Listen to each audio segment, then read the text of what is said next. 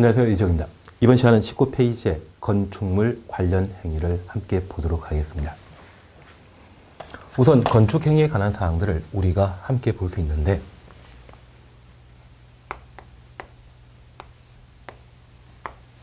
건축 행위는 나대지에 새로 건물을 축조하게 되면 이를 신축이라 하고, 1층짜리 건물을 2층 만들게 되면 이때는 증축이라 표현합니다. 건축물이 종전과 동일한 규모를 유지하고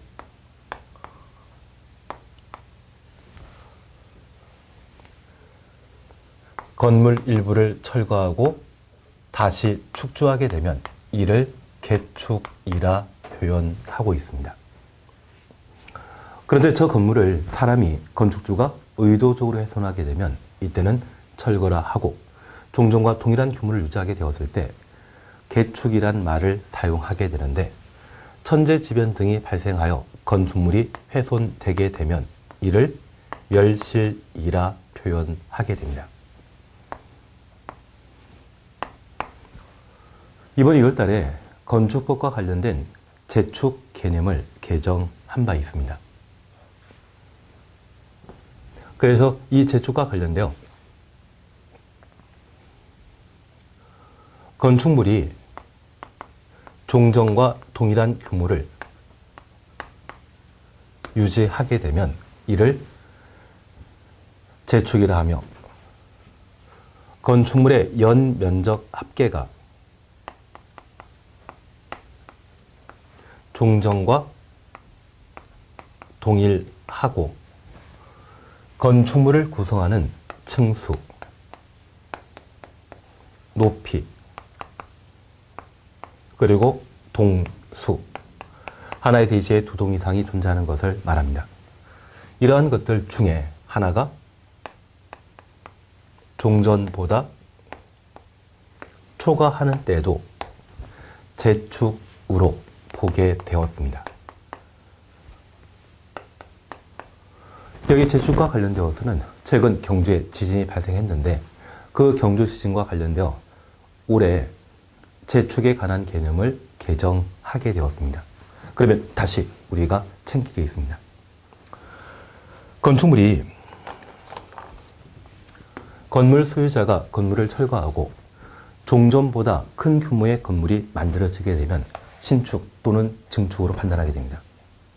철거하게 되었을 때 완전 철거하고 나대지 현상에서 종전보다 큰 규모의 건물이 만들어지게 되면 신축이고, 일부 철거하고 종전보다 큰 규모의 건물이 만들어지게 되면 기존 건물이 남아있기 때문에 이때는 증축으로 보게 됩니다. 종전과 동일한 규모, 건축 면적이나 연면적, 높이, 층수가 종전과 동일한 상태를 유지하게 되면 그때는 개축이 되게 됩니다. 이번에 재축과 관련되어 법을 일부 개정하게 되었는데, 지진 등으로 건물이 훼손되게 되었다면 철거와 다른 원인이기 때문에 이때는 멸실이란 말을 사용하게 됩니다. 건축 면적, 연면적, 높이, 층수, 이러한 것들이 종전과 모두 같다고 하면 그때는 당연히 재축이고요. 연면적은 동일한데 층수, 높이, 동수가 예전과 달라졌다고 하면 이때도 재축으로 판단하게 됩니다. 만약 연면적이 늘어나게 되었다고 하면 그때는 건축물이 멸신되어 완전 나대진 상태라고 하면 그때는 신축이 되는 것이고요. 일부 멸시되어 기존 건축물이 있는 상태에서 연면적이 늘어났다면 그때는 증축 행위가 되게 됩니다. 저 연면적이 동일하고 이 세 가지 중에 하나가 예전과 달라졌을 때는 그때는 재축으로 판단하게 됩니다. 그러면 이렇게 잠깐 이해해 놓습니다. 경주에 지진이 발생했는데 하나의 대지에 5층짜리 두 동 건물이 존재했습니다. 건물 한 동을 모두 없애버리고 이 대지에 10층짜리 건물을 건축하게 되면 5층 추가해서 10층짜리 건물 축조하게 되면 연 면적은 동일한데 이 건물 층수가 달라지는 경우가 있을 겁니다. 이런 것도 재축으로 판단하겠다는 이야기입니다. 최근 서울 대치동 쪽에서는 재건축이 예상되는 아파트가 층수를 높게 하겠다고 하더라고요. 그래서 서울시에서는 35층까지만 재건축하는 것을 허용하는 반면 재건축을 원하는 사람들은 50층까지 건물 만들어서 조망권 등을 확보하여 분양하게 되면 건물 가격이 높게 비싸게 분양된다고 합니다. 그래서 기존에 5층짜리 두 동 건물이 있던 것을 10층짜리로 만들면서 이 높은 층의 조망권이 충분히 재산상의 가치가 있다면 이를 분양함으로써 그 재축과 관련된 공사 비용을 확보할 수 있습니다. 이러한 것들은 천재지변이 발생한 경주 등에 있어서는 지역 주민들의 큰 부담 없이 재축함으로써 복구 비용들을 확보할 수 있는 방법이 될 겁니다. 이를 강구해서 이번에 재축에 관한 개념을 달리 정하게 되었습니다. 그래서 천재지변 등으로 건축물이 멸시되고 연면적, 높이, 층수, 건축 면적 등이 종전과 모두 동일하다고 하면 이것을 재축을 하며 최소한 연 면적은 동일하고 그 나머지 사안들이 달라지는 것도 재축으로 보게 되었습니다. 그리고 이전은 같은 대지 안에 건축물의 주요 구조를 해체하지 않고 그 위치 등을 변경하는 것을 말하는데 우리가 알고 있는 독립문은 원래 있던 자리에서 서대문 공원으로 이전했습니다. 그것은 건축법상 이전이 아닙니다. 대지가 달라졌죠. 그렇게 이전되게 되었을 때 이전되는 서대문 공원이 완전 나대졌다고 하면 그때는 신축행위가 되며 기존 건물이 존재한 상태라고 하면 증축행위가 되게 됩니다. 여기 이전이라고 하는 것은 같은 대지, 동일한 대지 안에 건축물의 주요 구조부 해체하지 않고 그 위치 등을 변경하는 것을 이전이라 표현합니다. 그래서 건축행위와 관련되어서는 신축, 증축, 개축, 재축, 이전 5가지 개념으로 구분되는 것을 확인해 놓습니다. 그리고 20페이지에 대선에 관한 사항을 함께 살펴봅니다.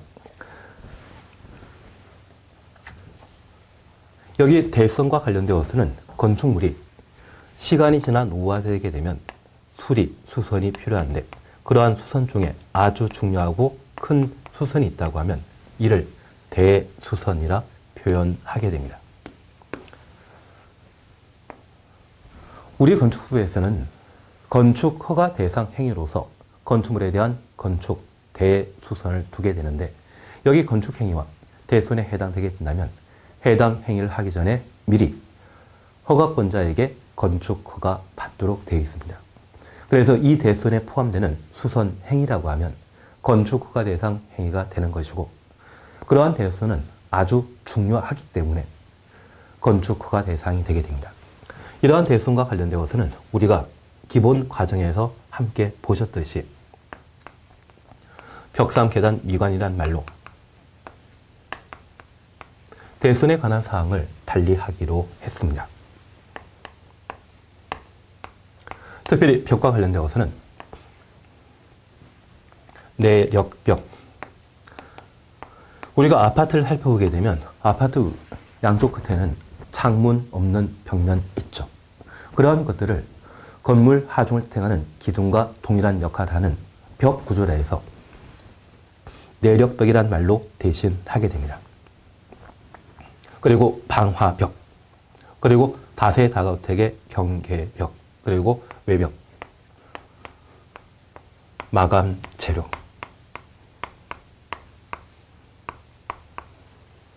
그러면 이 내력벽은 건물의 하중을 행하는 아주 중요한 구조로서 이 내력벽을 함부로 증설, 해체, 수선, 변경하게 되면 건축물의 안전성을 위협하기 때문에 대수선 범위에 포함시키는 것이고요.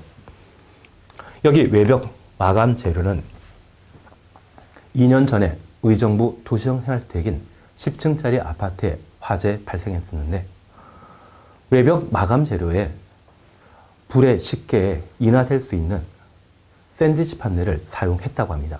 그래서 화재 발생하자마자 한 5분도 안 되어서 1층에 발생했던 화재가 건물 꼭대기층까지 인하되었고 바로 인접한 도시형 생활택인 아파트에 화재가 인해되어 큰 인명피해가 발생한 적이 있습니다.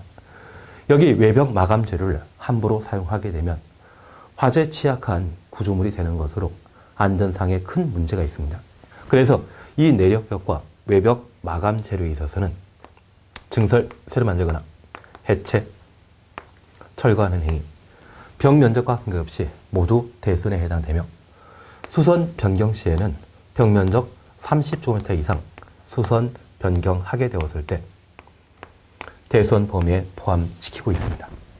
그래서 의정부 도시형 사주택의 화재 사건을 기억하신다면 시사성 있는 문제로 외벽 마감 재료, 증설 해체, 벽 면적 30제곱미터 이상 수선 변경하는 것을 대수선이라 한다.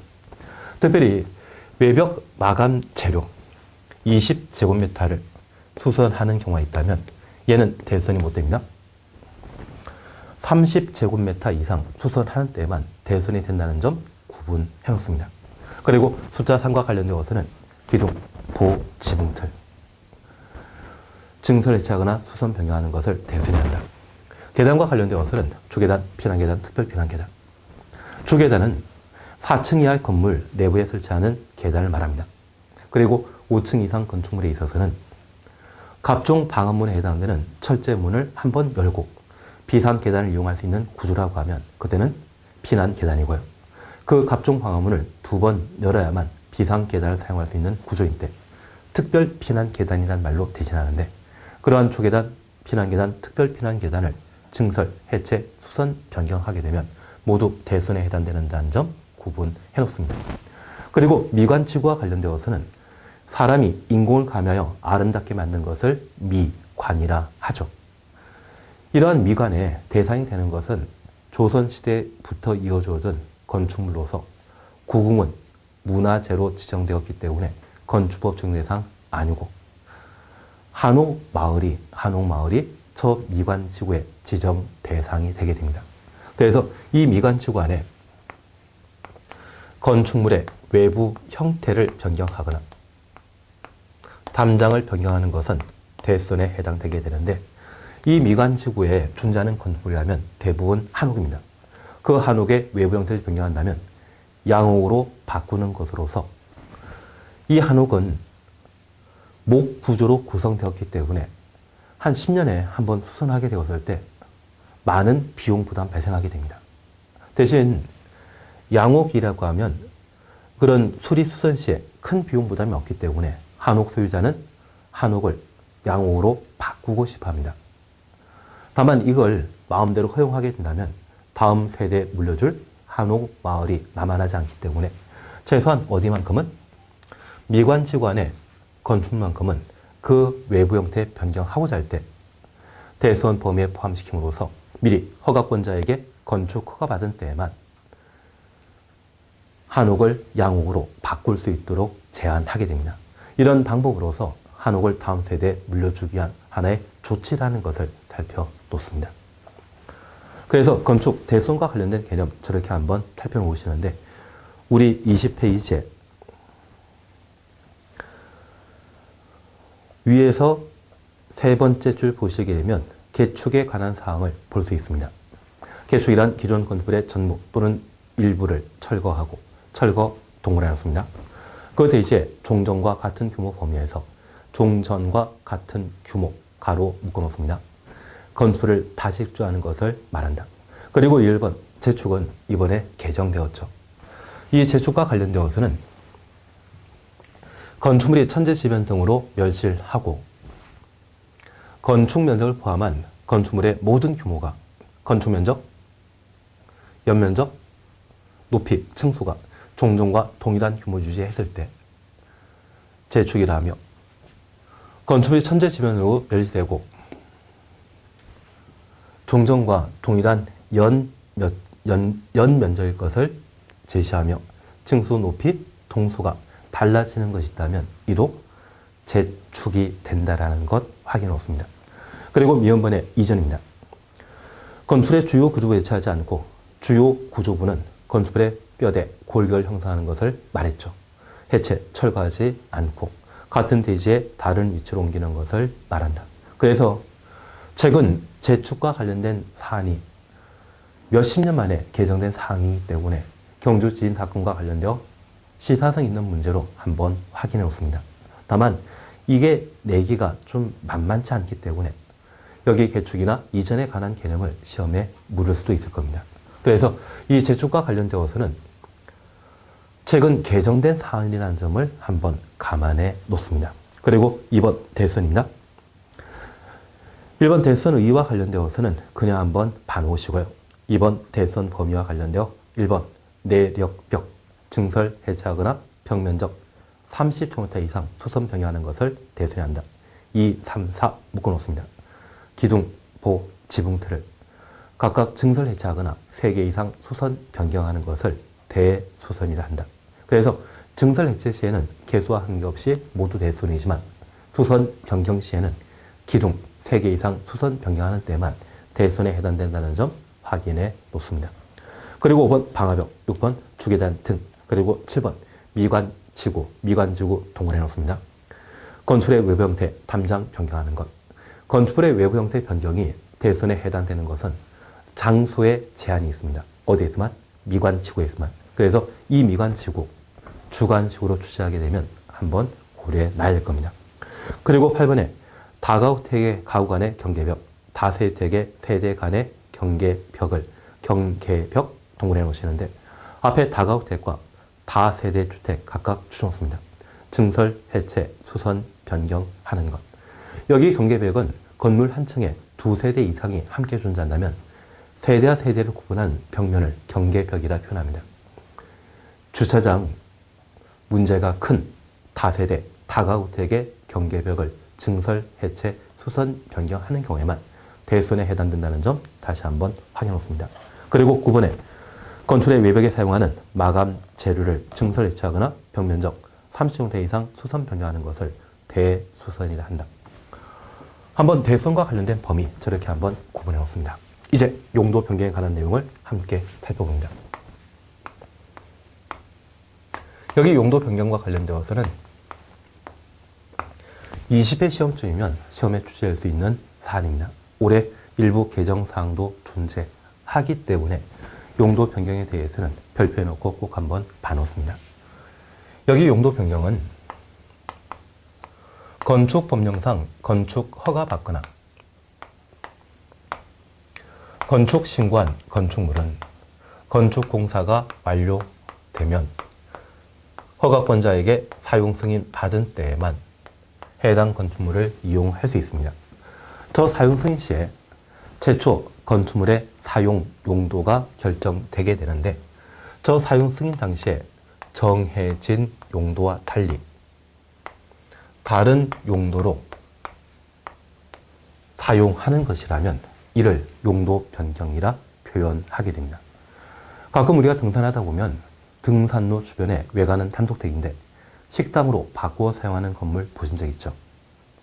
이러한 것들을 건축부에서는 용도 변경이라 표현합니다. 그런데 우리 시설 개론 공부하시면서 적산이라는 말 들어본 적 있습니까? 어떤 특정한 건물을 건축하게 되면 해당 건물의 사용 인원 등을 예상하고 그와 관련된 건축 안전 기준에 따라 건물을 만들도록 되어 있습니다. 덕분에 건축물마다 평당 공사 비용이 각각 달라지게 되는데 우리가 알고 있는 단독택이라고 하면 평당 공사 비용이 한 300에서 400 정도 든다고 이야기하고요. 아파트를 포함한 빌라 등이라고 하면 평당 건축 공사 비용이 500만 원 정도 된다고 합니다. 반면에 축사라 분류는 외양간 만들게 된다면 건축 공사 비용이 평당 80만 원 정도 든다고 하더라고요. 그래서 개별 건축물에 있어서는 건축물의 안전 기준이 각각 달라지게 되는데 그 단독택으로 이용하던 건물을 식당으로 바꿔 사용하게 되면 일가족 3명, 4명이 이용하는 것을 하루에 200명, 300명 드나드는 식당으로 바꿔 사용했기 때문에 건축물의 안전성에 관한 문제가 발생할 수 있죠. 마음대로 용도 변경할 수 있다? 아닙니다. 그러면 그 안전성이 낮은 쪽에서 안전성 높은 용도로 건축물을 용도 변경하게 되면 추가적으로 확보할 안전 기준이 있지 않겠습니까? 그래서 이러한 용도 변경에 있어서는 안전성이 낮은 용도에서 안전성이 높은 건축물의 용도로 변경하게 되면 시, 군, 구청장에게 용도 변경에 대한 허가 받거나 그 반대의 경우라면 신고하고 용도 변경할 수 있습니다. 우선 첫 번째 우리가 이해하실 것이 있습니다. 이미 다 만들어져 있는 건물의 용도를 사용 목적을 달리 사용하는 경우라면 누가 관심있어 하겠습니까? 국토교통장관이 시도의사가 우리와 가장 가까이 있는 시, 군, 구청장이 관심있어 하겠죠. 그래서 용도 변경에 있어서는 시, 군, 구청장이 용도 변경에 관할 관청이 되게 됩니다. 만약 A 광역시에 B구에 주택을 식당으로 용도 변경하게 된다면 관할 관청은 구청장이 될 겁니다. 그리고 A 도에 B 군에 그러한 용도 변경이 이루어지게 된다면 군수가 용도 변경에 대한 관할 관청이 되는 것이지 시도지사, 여기 시도지사라고 하면 특별시장, 광역시장, 도지사 말합니다. 저 시도지사는 용도 변경과 관련된 관할 관청이 못 된다는 점 기억해 놓습니다. 이러한 용도 변경과 관련되어서는 우리 건축부에서는 총 29가지의 건축물의 용도가 있는데 저 29가지의 건축물에 있어서 건축 안전 기준이 유사한 9개 시설군으로 구분하게 됩니다. 그런 9개 시설군을 우리가 기억해 주셔야 되는데 그 앞글자 조합에서 우리는 기본 과정에서 공부하신 게 있습니다. 자산 전문 용도 건축이라는 말 들어본 적 있으시죠?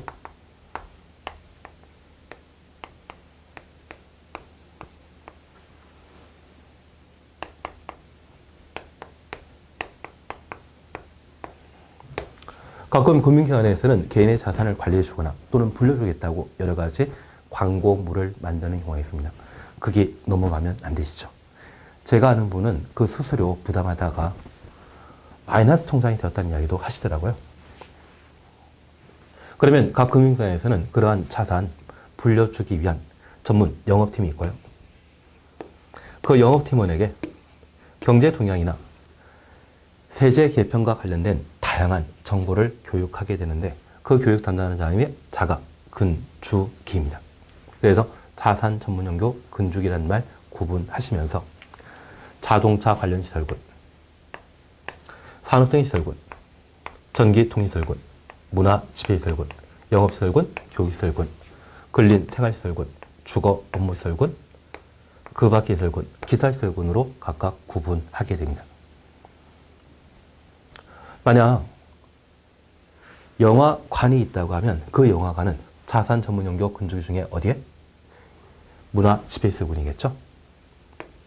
이것을 종합병원으로 용도 변경한다. 병원이라면 교육복지시설군, 여기에 해당될 겁니다. 문화지배시설군에서 교육복지시설군으로 용도 변경하게 되면 상위시설군에서 하위시설군으로 용도 변경했기 때문에 이때는 신고사항이 되게 됩니다. 그래서 여기 자산 전문 용도 건축위는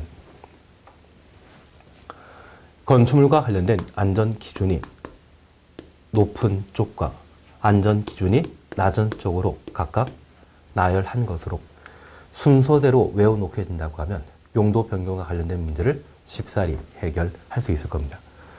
만약 단독택을 이용하던 주거 업무시설군에 해당되는 건축물을 식당인 근린 생활시설군으로 용도 변경하게 되면 이때는 하위시설군에서 상위시설군으로 용도 변경한 것으로 이때는 허가 대상이 되게 됩니다. 그러면 서로 다른 시설군 상환의 용도 변경에 있어서는 허가 신고 사항으로 각각 구분할 수 있는데 간혹 동일한 시설군 내 용도 변경이 발생하는 경우가 있습니다. 그리고 동일한 시설군 내에 서로 다른 용도 상환의 용도 변경과 같은 용도인 용도 변경이 발생할 수 있는데, 여기 주거물설군과 관련되어 우리 교재 잠깐 살펴보면 단독택과 공동택, 군사 및 교정시설, 업무시설 4가지로 구성되어 있습니다. 그러면 단독택에 해당되는 다가구 주택을 공동택인 기숙사로 용도 변경하게 되면 주거 업무시설군이라는 같은 시설군이지만 단독택인 다가구택을 주택공사 등이 전세로 확보하고 대학생을 위한 기숙사로 용도 변경하게 되면 공동택으로 바꿔 사용합니다. 만약 이런 경우라면 허가신고 대상은 아닙니다. 만약 이런 경우라면 건축물 대장, 기재사항 변경 신청 대상이 되게 됩니다. 우리 건축법에 따르게 되면 저사용 승인 받은 건축물에 있어서는 시군구청장이 건축물 대장을 작성하게 되는데, 이 대장 형태가 2가지입니다. 일물, 일권주의가 적용되는 건축물의 경우에는 일반 건축물 대장이 작성되며, 구분 소유권이 적용되는 집합 건축물에 있어서는 집합 건축물 대장이 만들어지게 됩니다.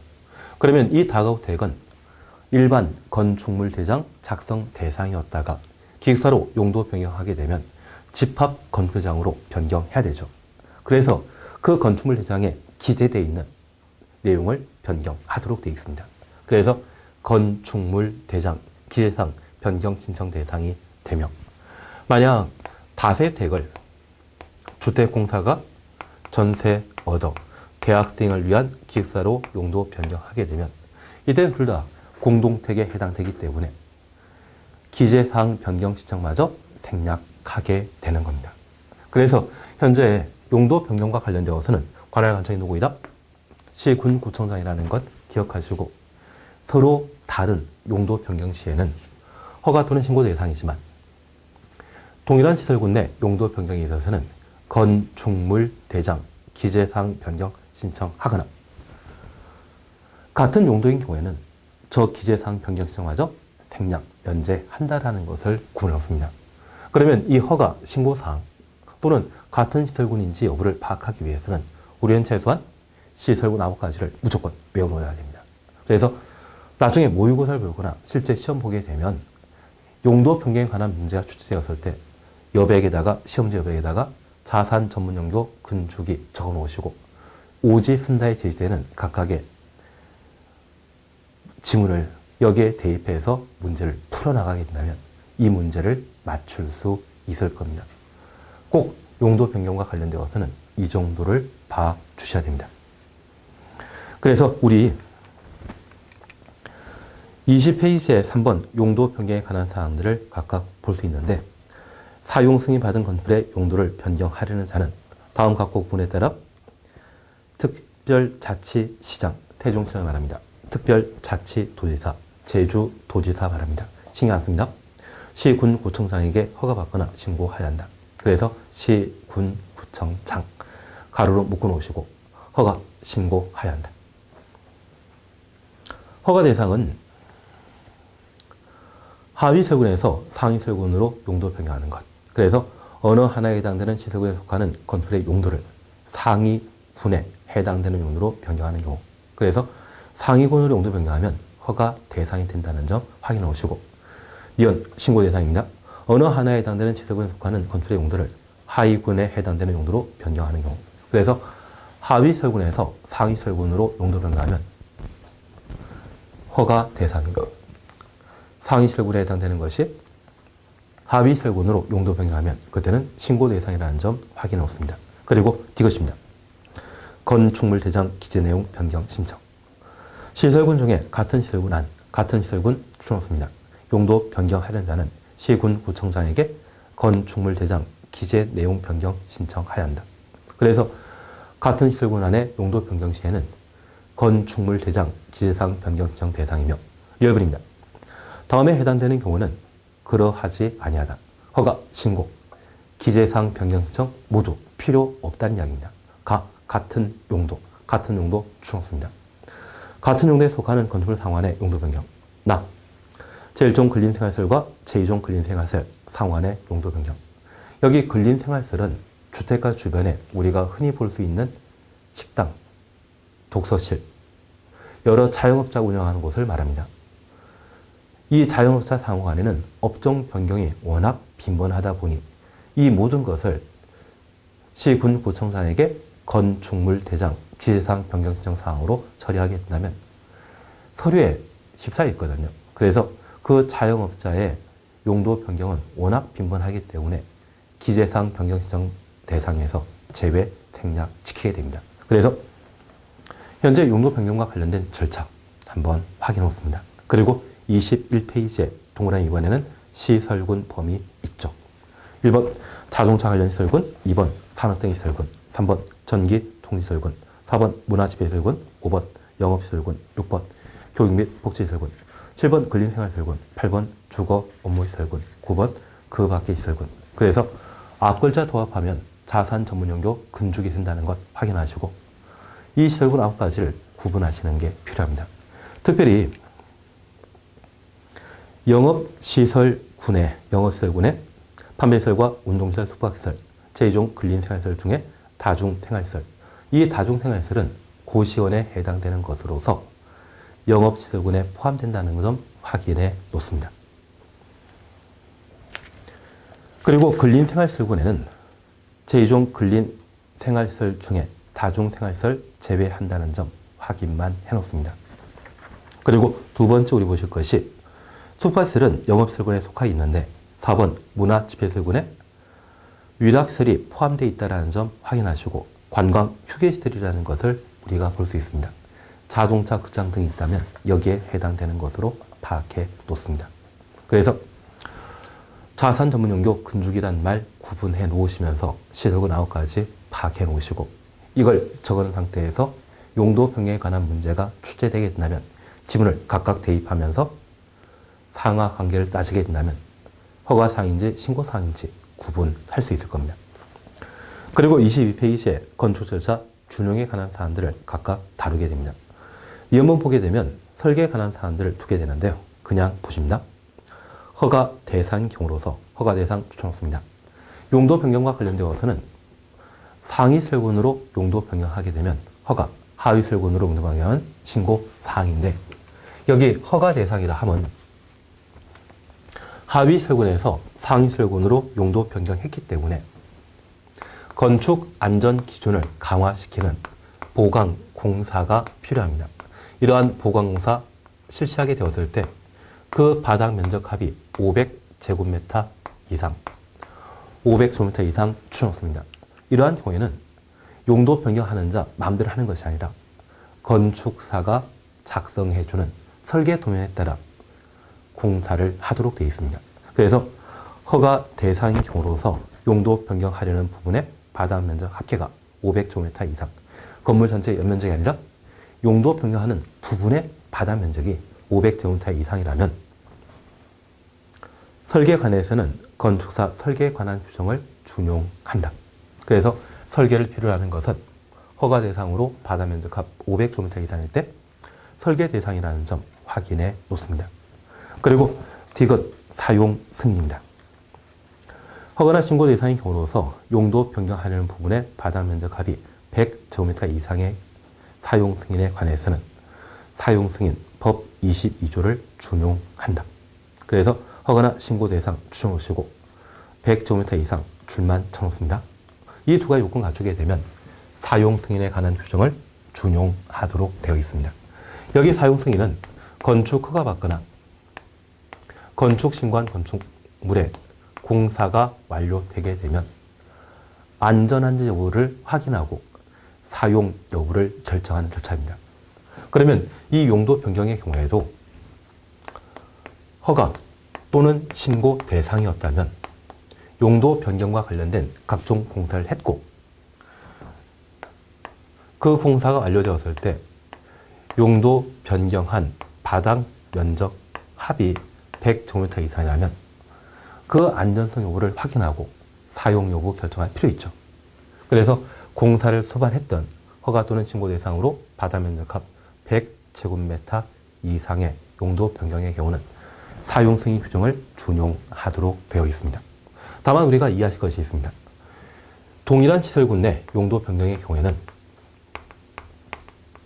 같은 안전 기준이 적용되기 때문에 용도 변경에 관한 공사 한 적 있다 없다?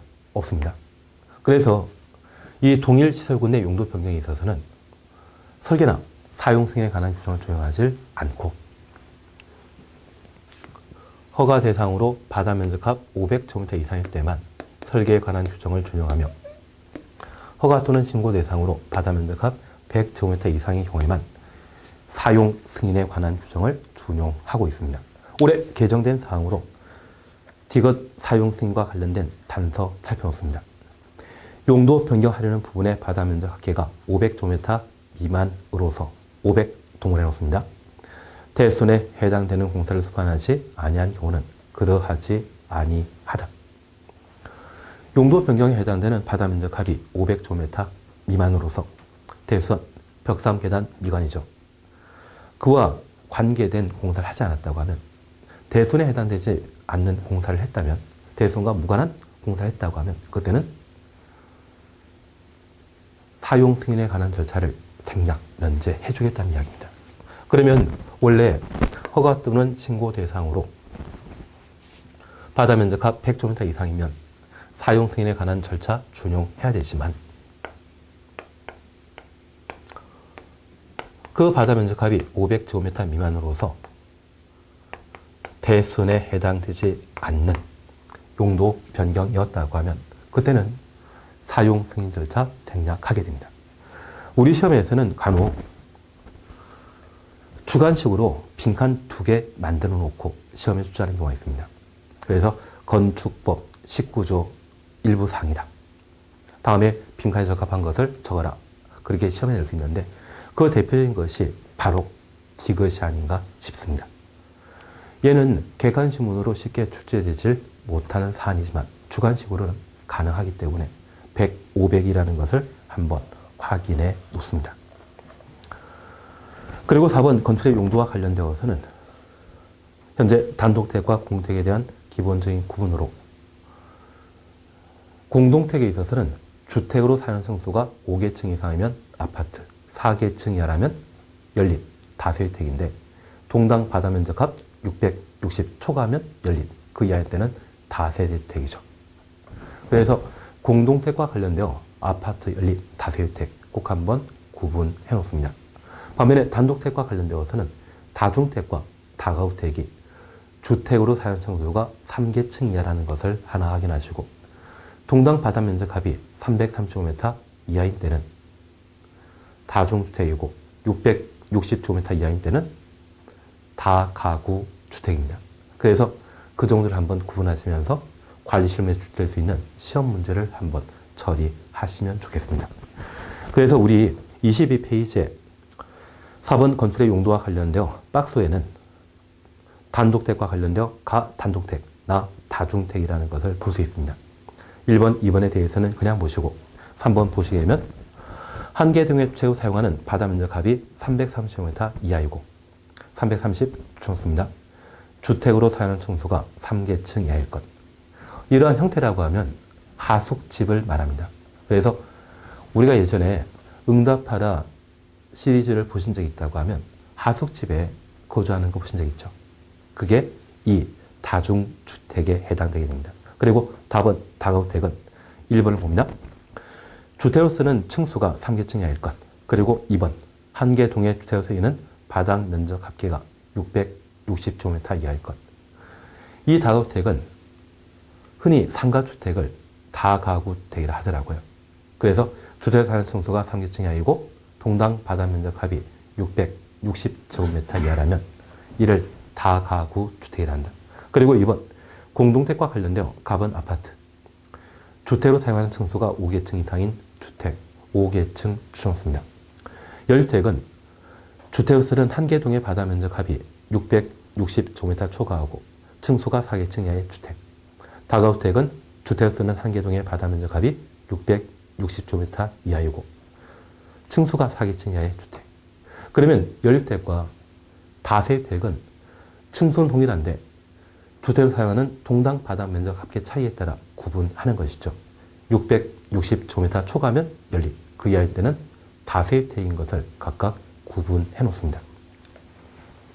그래서 주택과 관련되어 이 정도 한번 봐주시는 게 필요한 것 같습니다. 그리고 사리보증에 대해서는 개념 한번 확인하시고 그 본질이 대수선, 일부 증축이라는 것 살펴놓습니다. 5. 유지관리, 실내건축. 유지관리에 대해서는 우리 기본 과정에서 한번 확인하신 내용들로 대신하십니다. 그리고 24페이지에 건축위원회 있는데 크게 문제 없습니다. 다만 우리가 지금까지 함께 공부하시면서 건축법과 관련된 각종 관할 관청으로 국토교통부 장관과 시도지사, 시군구청장이 등장하는데 이들은 정치가이지 건축 전문가 아니죠. 그래서 건축 전문가가 모여있는 건축위원회 심의 거쳐 각종 인허가 처분을 결정하게 되는데 국토교통부 장관이 그 인허가 처분하고자 한다면 국토교통부에 설치되어 있는 중앙건축위원회, 시도지사나 시군구청장이 중요한 처분하고자 한다면 지방건축위원회 심의 거치도록 되어 있습니다. 만약 시도지사가 뭔가 결정하는데 중앙건축위원회 심의 거친다. 그 말로 오면 무조건 틀립니다. 관할관청, 중앙건축위원회는 국토교통부 장관의 중요한 처분, 결정하기 전에 심의 과정 거치는 것이고요. 지방건축위원회는 시도지사, 시군구청장이 중요한 처분하기 전에 거치는 절차라는 것만 구분해 놓습니다. 관할관청, 시험에 묻게 되면 푸실 수 있죠. 해결할 수 있어야 됩니다. 그래서 건축위원회와 관련되어서는 크게 신경 쓰지 않습니다. 그리고 28페이지에 건축분쟁전문위원회가 있는데 이쪽은 다음 시간에 함께 해 나가도록 하겠습니다.